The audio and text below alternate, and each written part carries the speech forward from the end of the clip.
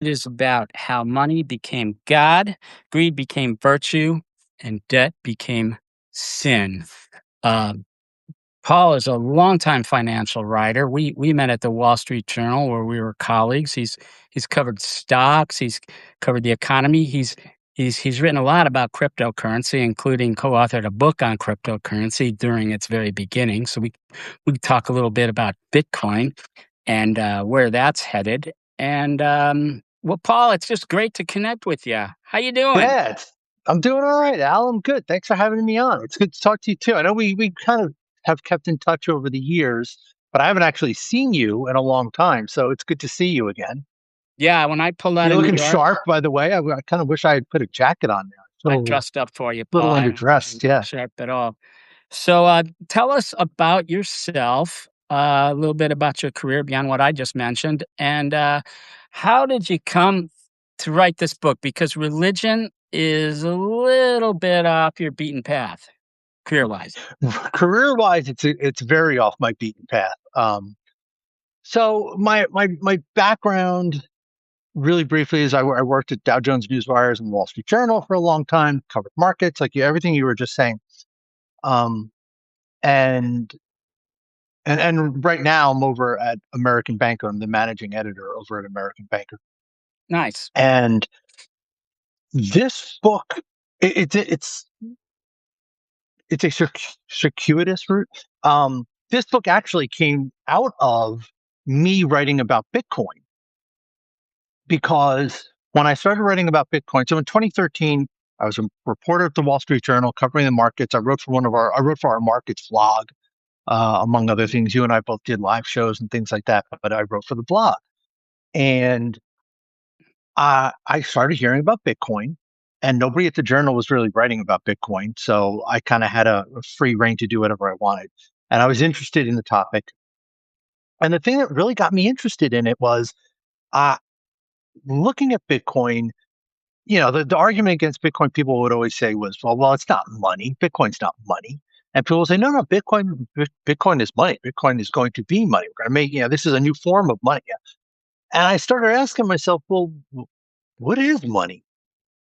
And that was what really got me interested in writing about Bitcoin because it kind of forced me to ask that question, which I had never asked myself before. I'd never considered it. What is money? Why would you even think about it? Money is just money. It's there. It's something that's always been around. But Bitcoin got me thinking about it really for the first time in my life. And it took me, that was 2013. This book came out in 2025. So it took me about 12 years to come up with my answer. Uh, and in that time, I did You write couldn't two just go, books. "It's a medium of exchange," and leave it at that. You had to No, I probe it couldn't. I down to its couldn't. very Yeah. Um, yeah, it really, the question really stuck in my head. It really stuck in my head. And for a long time, I didn't have an answer. And so I just kind of let it sit there. And then there was a day early in the pandemic, really, like a couple of weeks after we'd all been sent home and everything was chaotic. I was in a grocery store and it was, madness. There's nothing on the shelves. The place is packed. Everyone's, people were actually well behaved, but everyone's, standing on a long line. So I'm checking out and talking to the cashier and I'm thanking her for being there. And she kind of started saying it. She's like, yeah, I'm here. She didn't really want to be there. She was worried about getting sick. She was worried about bringing it home to her family, but she was there. And she was there because she needed money. And it wasn't even just that she needed money. Did- she was responsible for getting money. Like that was her job and her family was to bring money home to her family. And there was a virtue in that got her to put her life to risk her life. She was risking her life to make money to bring money home to her family. And I walked out of there and I thought to myself, that is really messed up. Like you have you have put money on such a high pedestal that you are valuing it above your life. There's that, like, somewhere along the line, money and virtue got me intermingled, and I didn't know why. And then that got me thinking again, that whole question, like, what is money? And that was the real sort of beginning of me going down this rabbit hole of trying to answer the question. And where I came out was money essentially is our modern religion. Um, and what I did was I dug through the history of money and came to this whole long. I'm rambling now, so I mean, jump in if you want to, But basically, money began 5,000 years ago. At least we have records that go back about 5,000 years. And in those earliest records, it was a product of Mesopotamian temples. It was something temple officials used to track resources. Yeah, so That's that's that's what money is, you Take us know. back to Uruk in ancient Mesopotamia, and, Yeah. how it went from there to the shekel to, and So yeah, you look at these first sort of large scale civilizations, the city states of ancient Mesopotamia. Um, they were large walled cities that revolved around a temple, literally and figuratively revolved around the temple. Um, these communities were built for the sole purpose of pleasing a god. The entire community's purpose was to produce things that would make the god happy so the god would take care of people. It's one of the reasons why this whole idea of the separation of church and state was such a big deal 250 years ago, because in these ancient societies, the church was the state. The entire point of the state was to please the God that the church revolved around. Money was a product of that system. And it wasn't money the way we think of it. It was basically it's basically a series of credits and debits revolving around resources. And they needed a way to just keep track of things. And they came up with this measurement, this standardized measurement called a shekel. And what they would do was they would parse out a shekel's worth of some kind of grain, a wheat or a barley or something. And if you needed more, you could borrow another shekel's worth of wheat or barley or whatever. So it was this system of tracking resources, of keeping them managed in a sort of systematic way for the benefit of the temple. So from the very start, being in possession of a shekel's worth of whatever carried with it this sort of implicit approval of the gods. That the gods managed. This was a system for the gods. So if you were on one side of that ledger, you were basically the gods favored. If you were on the other side of that ledger, you were in debt to the gods. And I think you can kind of pretty easily see like how that basic idea has kind of stayed with us for 5,000 years. The monetary system has gotten far more complicated, but those basic ideas, you can still see them. well, it's Um, interesting. How did that work out in a polytheistic, society? We have a lot more forms of money, but we have fewer gods today, don't we? well, every city state had its own, series of gods and different. It's not like they. It's kind of like a multi-currency world today, right? I mean, every Right. city had its own currency. Every city had its own godhead, and then that's where foreign exchange, I guess, really comes from.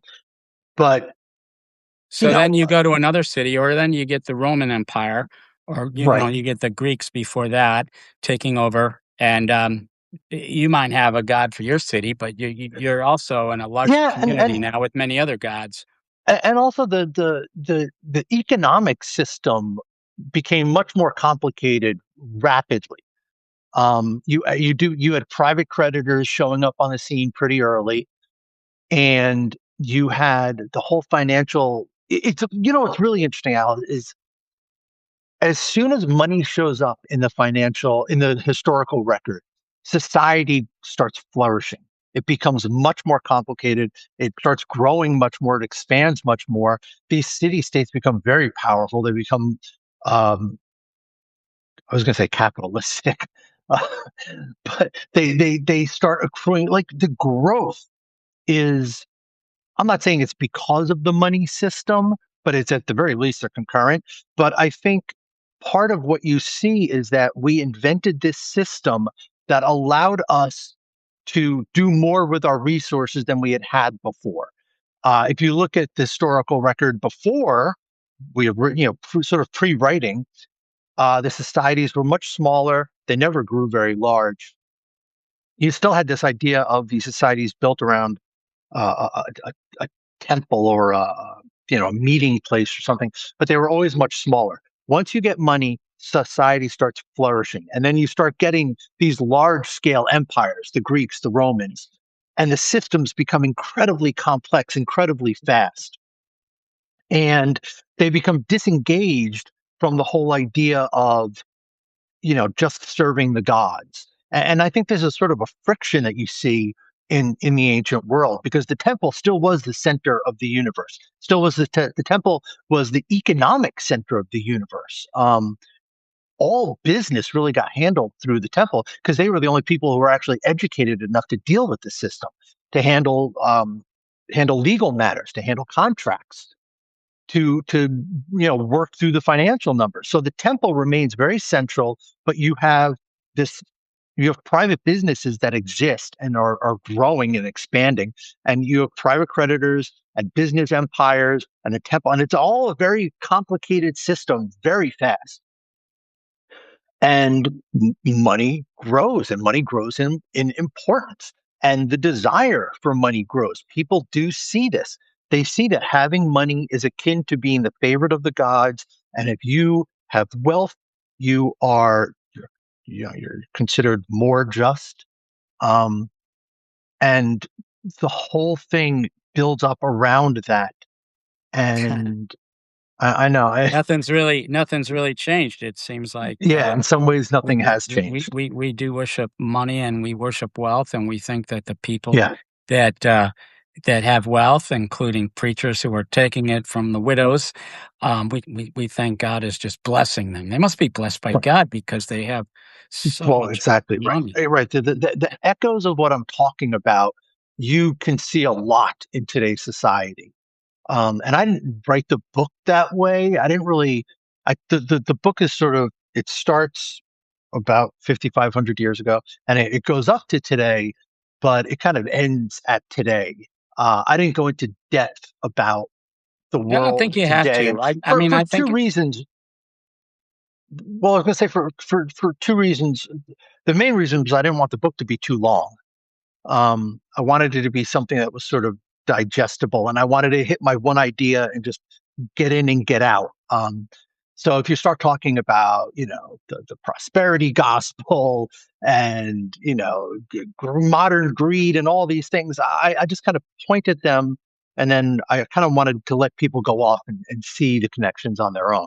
So I don't write about those things, no, but but you I can, think that those connections are there. One of the things I try to do with what I write at Business Blenders is to just show, and I write a lot of historical stuff too, and then I write stuff that's happening that week, but the same things happen over and over again, right? The same follies over and over again. right, We're just sort of trapped in a system where history indeed repeats.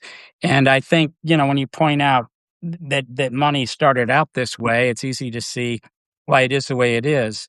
I always wondered, why. I grew up in a Christian evangelical home, and I always was kind of told that money was, you know, well, we just didn't talk about it that much, but right.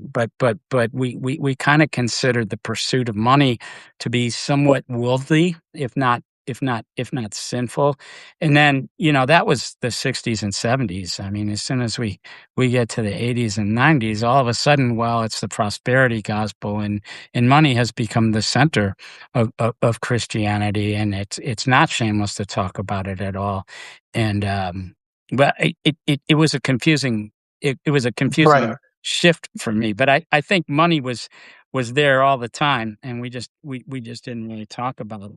I Well, wanna shift the two conversation things a little about that. bit because Two one things about that, Al. You talked about history repeating itself, and what's interesting is that history does repeat itself, and often it is repeating itself perfectly in line with the credit cycle. I think this is actually sort of an underappreciated fact: is that a lot of our big disasters you can trace to the credit cycle, to societies taking on credit, becoming over indebted, over leveraged, trying to fix that problem, not being able to fix it, and eventually it topples over. 1929, the French Revolution. You can go back into the 1600s. You can go all the way back to, and I write about this, uh, 33 AD. The Roman Empire had a financial crisis that I'd never heard about my entire life until I started doing the research. I never heard anybody ever talk about that, but they did. The Roman Empire had a over leveraged, over indebted society, and they had a financial crisis. And Imagine. I think our relationship with money and our chasing after money and our lust for money feeds all that.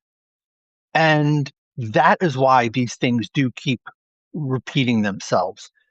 And you talk about, in So you've gone the exactly where I Bible. wanted to shift the conversation, but Oh, that's okay. one of Well, your good. theses is debt. Debt is Right.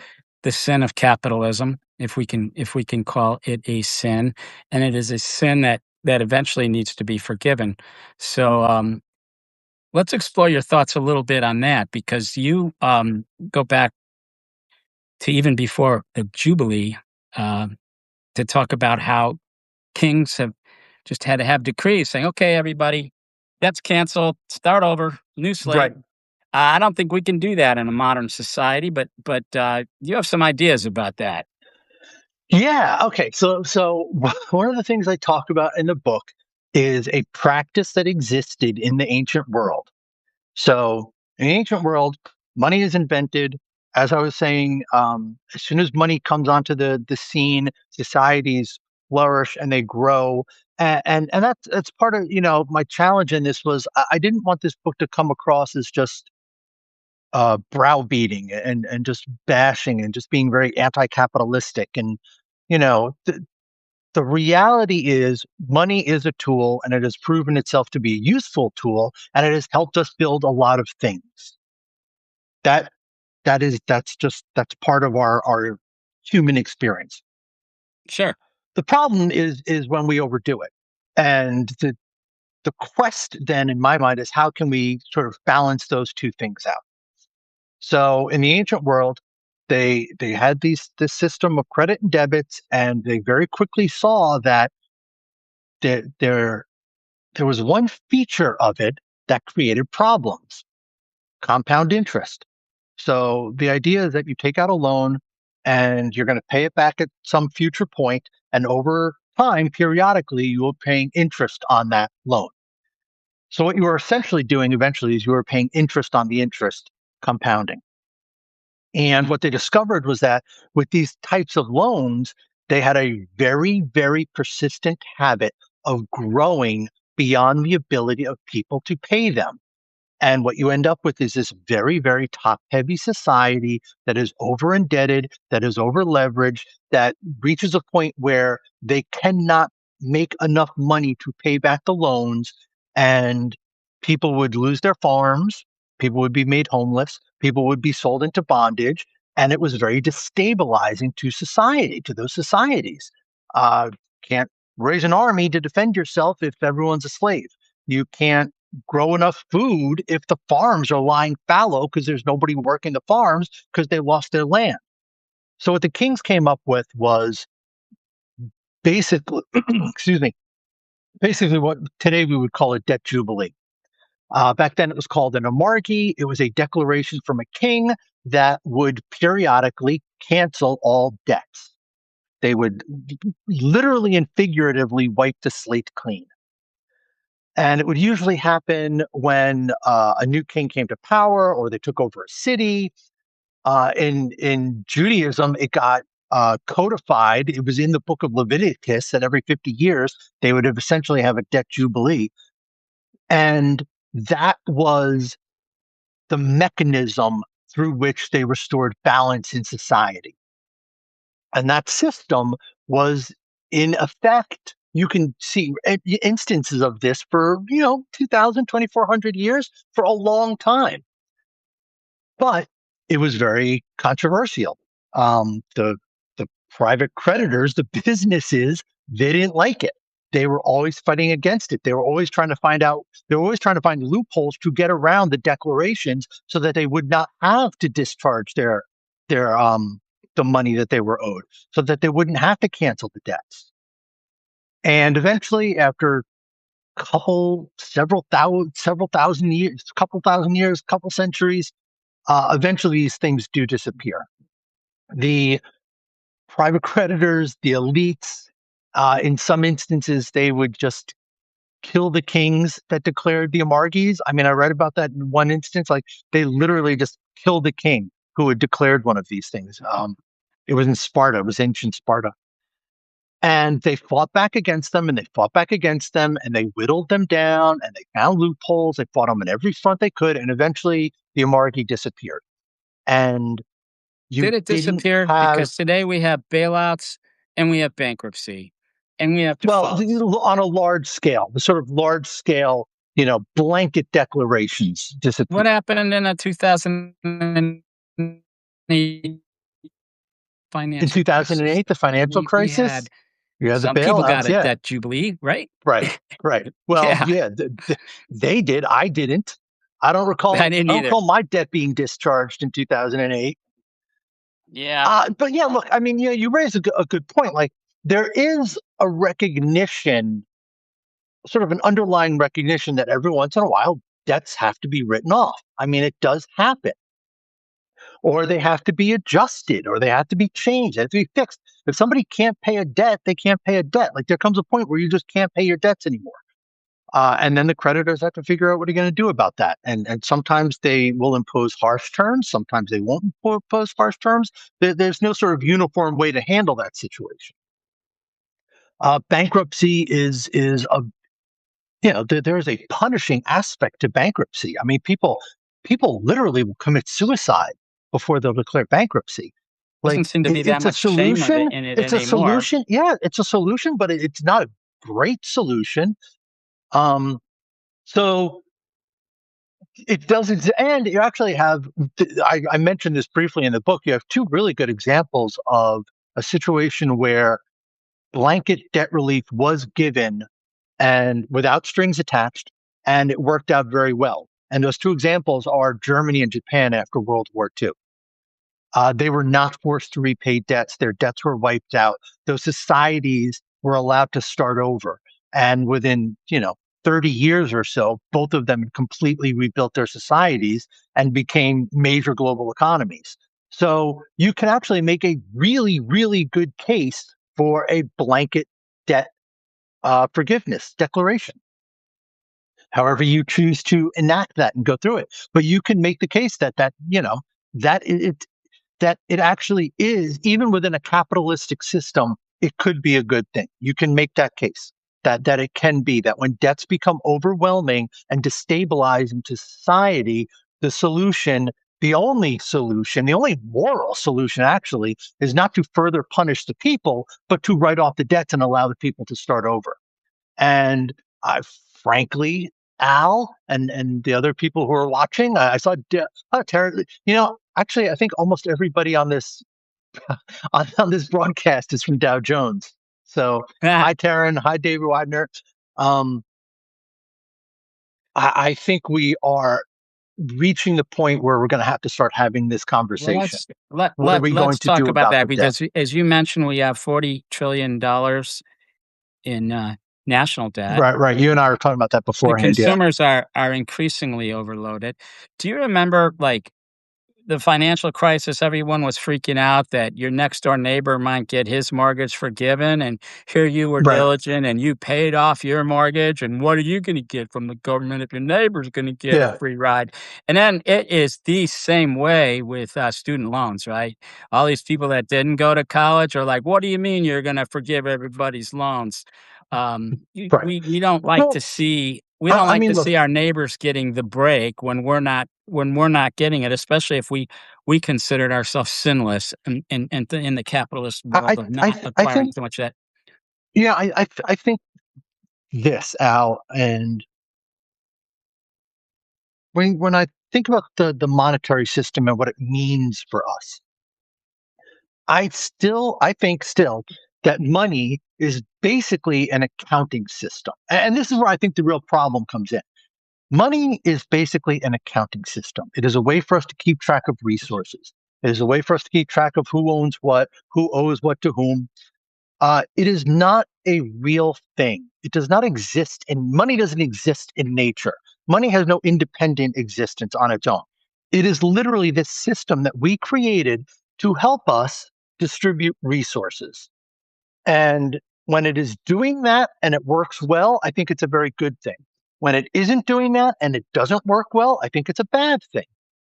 And I think you can make an argument that right now you have the federal government debt is about to cross $40 trillion. The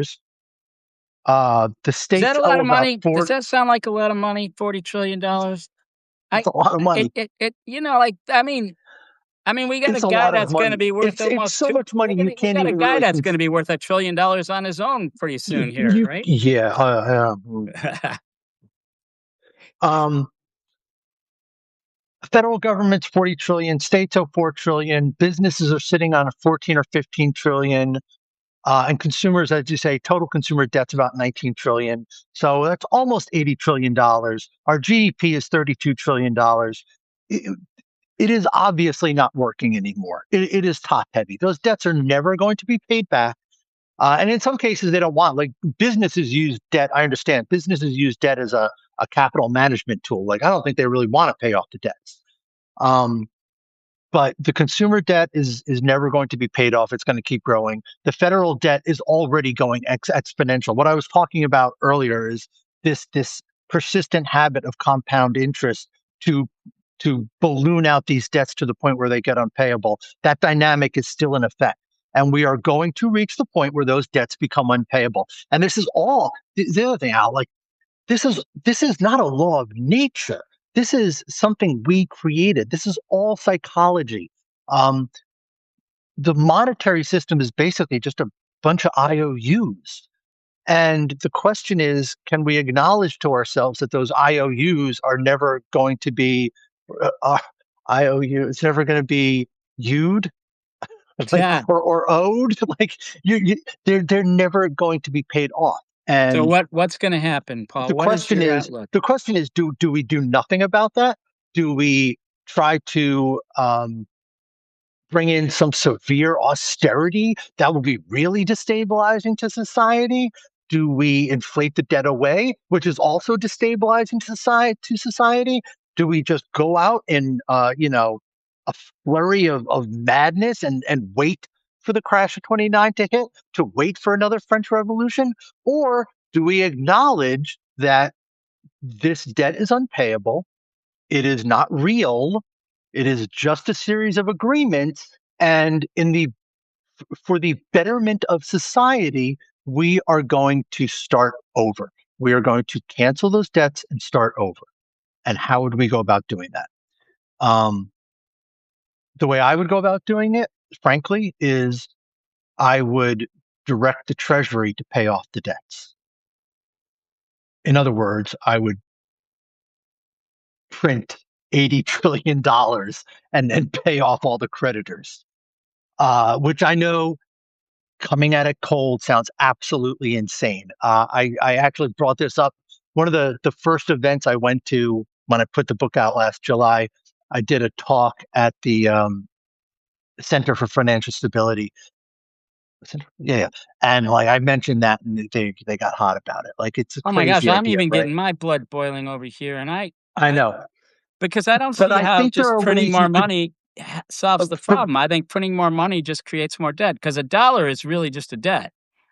Well, but a dollar is cash that, is not, doesn't have to be paid back at any point. I mean, it's not a debt in that sense. Um, so what you would do is you would print up money. You would because to do it the other way, to just cancel the debts would actually be incredibly destabilizing to society, because those creditors are pension funds, mutual funds, banks, governments. Like, they would all lose trillions of dollars in assets that they hold, and they'd go bankrupt, and you would have a huge, that'd be even worse crisis. You can't do it that way. You can't just cancel the debts. You need to satisfy the creditors. So I'd give them new money. So what happens to Then, inflation when you do then that? what you basically need to do then is put in some wartime collars around the economy. I mean, you would just have to. You would have to put in serious interest rate caps. You would have to put in price caps, price salary cap. Like, you would have to put in some guardrails to prevent the economy from growing out of control. And you would make it clear to people that they're going to be in place for a year or two, and that this is the reason why we're doing it. And this is going to be better for society. We honestly believe this is going to be better for society in the long run. And that's why we're doing this. And nobody is going to go bankrupt because of it. Nobody is going to go, the economy isn't going to crash because of it. And this is a better thing to do than to just let the economy crash, to wait for 2008 again, to wait for 1929 again. That's a worse thing. I'm not saying this is like some no cost Pollyanna panacea. Like, I understand it, there would probably be a lot of things that I haven't even thought of yet, but um, I think this is a better solution than the, you know, economic crisis route. Okay, so we got a question here from David Wiedner. Can you see these questions on your screen as I see them I on can. mine? Is it really that bad? The U.S. government investors own 42% of our own debt. Yeah, a lot of Dave's talking about like intergovernmental debt. Again, yeah, it's the question is the issue is, David. Again, in my mind, it really is an issue of psychology. Um, is the government operating in a sound manner? Do people want to lend us money? Do you know? Can we maintain this? How long can we maintain this? We've maintained this for much longer than you would think possible, to your point, and it hasn't been an issue. But the national debt has grown $10 trillion in, I don't know, last couple of years. Like, it is going exponential. At some point, it becomes an exponential growth pattern, and it eventually will get to a point where people will stop lending the government money, where the economy will collapse, and then there will be a whole series of knock-on effects. So yeah, I think, David, you can look at it right now and say, oh, it's not that bad. 42% of it, it's just money we owe ourselves. It's all manageable. But the trajectory of it is becoming unmanageable. And I think, at the rate we're going, it's probably going to be more unmanageable quicker than anyone thinks. And forget, I mean, that's just the government. So Look at the private markets. I mean, the private markets are going through uh, trying to think of a polite word that I can use to describe it. I mean, it's a credit mania. Like, the credit markets are going hyperbolic just on AI. You're going to see trillions of dollars of credit extended. You are going to see that the leverage is becoming much, much greater. And it is happening not just on the US national debt level, it's happening in the private markets.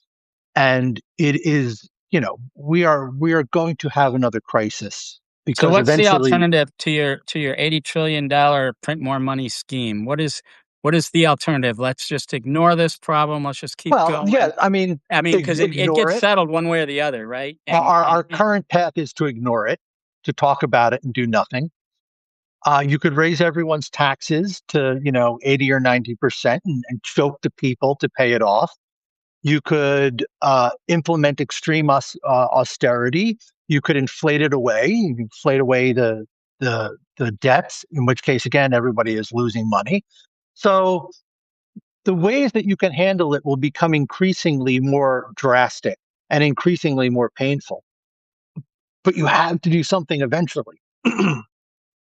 I actually think my idea Granted, it sounds crazy, and maybe it is crazy. I actually think my idea might be the least crazy.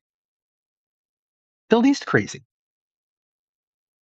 Well, it's a So, crazy problem, so maybe it yeah. requires a crazy solution. Let's shift the conversation here in our last 10 minutes and talk a little bit about one of the dark sides of religion. We see so many scandals involving money. You know, the Catholic Church has obviously had its banking problems um, that kind of resemble the rest of the world. Yeah. You see a lot of these prosperity gospel types just raking in amazing amounts of money and Right. flying around on jets. What your book's not really about this, but why it resonated with me was because, you know, if religion was always about money, maybe it shouldn't be such a surprise that there's so many financial uh, scandals and so much financial Well, fraud within it. y- Um, and it's interesting. So, um, I was raised Roman Catholic, just for the interest of the record, whatever. I was raised Roman Catholic, so my lens for religion mostly is through the Catholic Church, and I do think that there is a level upon which religion is something people want, something people seek out. They want answers. Why are we here? What's it all mean? You know, these really big questions. And religion strives to help them answer those questions. And it strives to give them a a framework around which they can live their lives. And I think that is a good thing. Again, it's funny, it all comes down to balance. Where religion goes off the rails, and the Catholic Church is very guilty of this, is when the people who are put in charge become self-serving, and that just it happens. Um, the Catholic Church in medieval Europe was unbelievably corrupt. The scandals that the church has endured in recent times are bad. Don't get me wrong, but they are nothing compared to what the Catholic Church was. The Roman Catholic Church was back in medieval Europe, uh, and money played a big role in that. They were very greedy, avaricious people running those churches, and they were very corrupt, and they wanted money, and they used the church as I mean, the church was not really very religious at all. It was really a business empire. I mean, it really was. That's what the entire Protestant Reformation was about. That's what Martin Luther was about. He was rebelling against the extreme corruption of the Catholic Church. And when you have money and religion tied together like that, I mean, people are people. People well, are, it didn't you take know, long for the people give Protestant Reformation into to turn what? into it didn't take long for the Protestant Reformation to turn into its own financial scheme, right? I mean, Well, it's we interesting, and I see read so about much this in of the that book too. now. Like, yeah, they came up with their own justifications for making money. What they were consistent about was they said you shouldn't spend it the way the Catholics did. You know, you shouldn't build those big, crazy, ornate churches, and you shouldn't have the robes and these ostentatious displays of wealth. That's all really terrible. But you should be trying to make money because God wants you to make money. God wants you to make as much money as you can. That was a big part of Protestant teaching. That was a big part of John Calvin's theology. So they found their own way to justify the pursuit of wealth. And the problem, as I read about the book, is that you have this mix of religion and the pursuit of wealth, and eventually the pursuit of wealth comes to be seen as a way to pursue God's favor, and that becomes a problem basically because money isn't a real thing. And frankly, sorry to offend anybody out there, God isn't a real thing. You're not pursuing anybody's favor.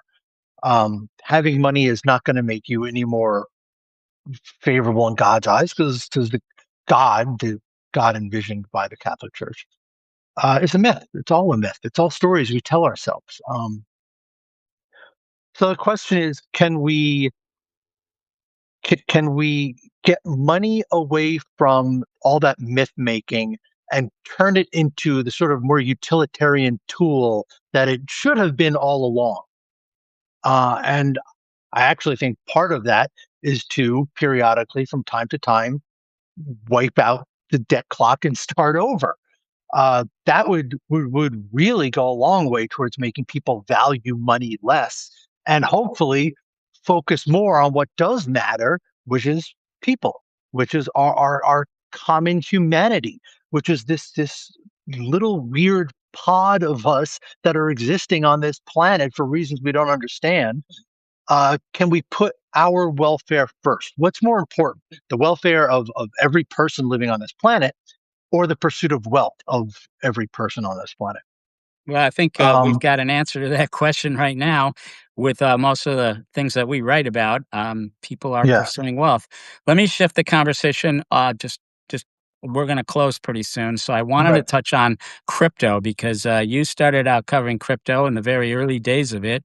I wanna know if you're surprised at how successful it has been despite all the naysayers, and where you think it's going to be headed in the near future, because it really I think it's the future of money whether we like it or not. Well, I think I don't know if I'm surprised. I'm surprised in some ways at what it's become. I'll be honest with you. I don't think it has turned into what I thought it would turn into. Its success, as you say, I think is basically in that it became a huge speculative fervor, which I don't see as particularly valuable. I don't. I do think that digital money is our future, but it's not going to be private currencies. It's not going to be Bitcoin. It's not going to be Ether. It's not going to be Dogecoin. It's not going to be Tether. It is going to be either private bank issued digital currencies, central bank issued digital currencies. Um, I mean, look, most of our money is electronic now, anyhow, right? I'm a dinosaur that still likes cash. Most people don't even use cash. I don't know about most, lots, certainly lots. And I think the younger you get, the more persistent that is. I never have more than $20 in my pocket. Yeah. See, so I think what is going to happen is that the monetary system will increasingly be digitized. But what we think of today as cryptocurrency it's just going to be its own weird little thing. Yeah, I don't think it was particularly successful. I think it was successful in making some people an insane amount of money. I think it was successful in uh, starting a craze. I don't think it was successful in building a valuable, utilitarian 21st century financial system. I think that is going to happen, but it's going to happen from the traditional financial system. They figured out the technology and they're just going to go ahead and build it. Well, I In the think we colonies, should. tobacco is given authority. Yeah, I mean anything can be. To your point, Taryn, anything can be a currency because it is just a representation of resources. So anything can be a currency, which and you've seen everything used as a currency: tobacco, cowrie shells, paper money, Bitcoin, cigarettes in prison economy. Like anything can be a currency Beanie because Babies. a currency is just a system that we agree upon.